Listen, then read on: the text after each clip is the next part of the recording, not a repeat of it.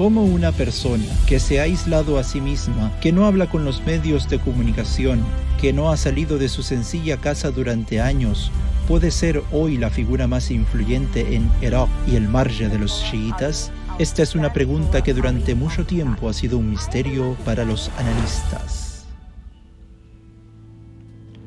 Marja. Fue en la víspera de su cumpleaños 31 que recibió el permiso para ijtihad de sus maestros, el Ayatollah Khoei, el Sheikh Hossein Helli. El Ayatollah Khoei poseía una amplia red de agencias y centros científicos de estudios islámicos, que tras su fallecimiento le fueron confiados al Ayatollah Sistani, y así encontró un lugar especial entre las comunidades chiitas. Con el pasar de los años no ha tomado ninguna medida para ganar más poder. Además, se ha opuesto a la formación de un movimiento en su nombre por parte de sus partidarios, prohibiendo la instalación de sus imágenes en lugares públicos y el nombramiento de complejos, escuelas y hospitales en su nombre. Respondiendo a una pregunta al respecto dijo: "No me gusta esto y nunca estaré de acuerdo con ello". En la diversidad religiosa y étnica de Irak y su compleja geografía política, nunca favoreció a ningún partido o grupo, siempre mantuvo su independencia de opinión y acción. Fue esta independencia de los partidos y gobiernos, junto con su estructura administrativa simple y sus transacciones financieras transparentes, lo que permitió al Ayatollah Sistani apoyar al pueblo, tomando una posición firme contra la corrupción y los problemas económicos y los estragos políticos. Quizás el elemento más importante de su ideología política es el poder de la opinión pública en la política iraquí.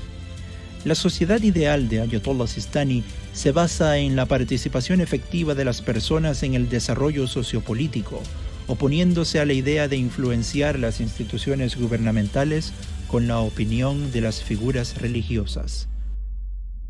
Junto con la caída de Saddam, la autoridad de los grupos sunitas fue aniquilada y el terreno se volvió adecuado para las acciones vengativas de los chiitas.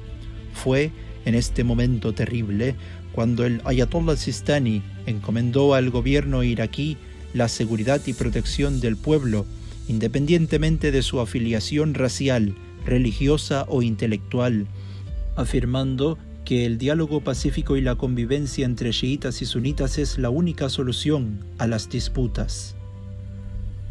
Durante varios años, las tropas estadounidenses estuvieron desplegadas en Irak, pero él se negó a tener contacto con ellos, a tal punto que el periódico estadounidense The Washington Post escribió: "Sayyid Ali Sistani no solo se negó a recibir al presidente George W. Bush o cualquier comandante estadounidense en Irak, sino que los controla como un títere".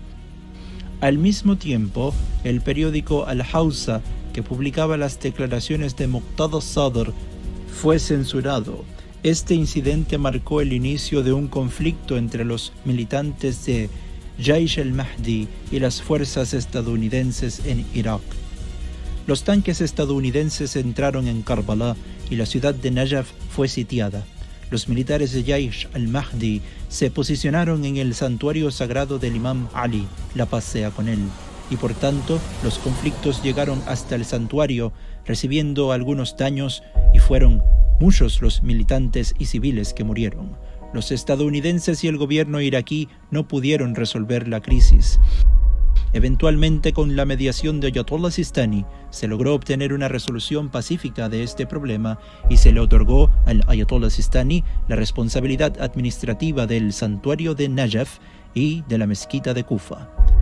Tras este incidente, el periódico de los Emiratos Al-Khalish reconoció: mientras que los ocupantes estadounidenses y el gobierno de Ayad Alawi no pudieron resolver la crisis, el Ayatollah Sistani demostró que la autoridad chiita es el lado más poderoso e influyente en Irak. Años más tarde, con la caída de Mosul en manos de ISIS, el ejército iraquí no logró detener su avance hacia el centro y sur del país. La situación en Irak se consideró crítica y fuera de control. Para ayudar a salvar vidas, Sayyid Ali Sistani escribió desde su humilde casa una carta a las gentes, declarando: todos los ciudadanos que sean capaces de portar armas, luchar para defender su país en contra de los terroristas, deben ofrecerse como voluntarios para unirse al ejército. Estas pocas líneas simples del hombre que mantuvo junto al pueblo iraquí durante muchos años, en los amargos y dulces días y el coraje de la juventud iraquí que creía en él, trajeron el fin del grupo terrorista más grande de la historia y millones de dólares invertidos por los estadounidenses. Este triunfo inmortalizó la orden del yihad del Sayyid Ali Sistani en la historia de los Shia.